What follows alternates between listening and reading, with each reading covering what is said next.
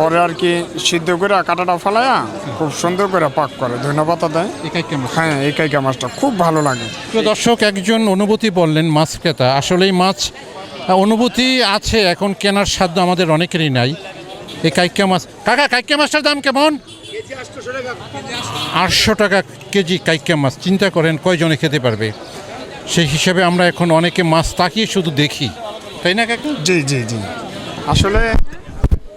আসলে এই কাইকা মাছ আমরা ছোটোবেলায় খাল বিল থেকে ছাতির নালের টেটা দিয়ে ধরতাম। হ্যাঁ, মালা বানাইতাম, কারণ আগে আমরা এগুলা খাইতাম না, একটা গন্ধ করত।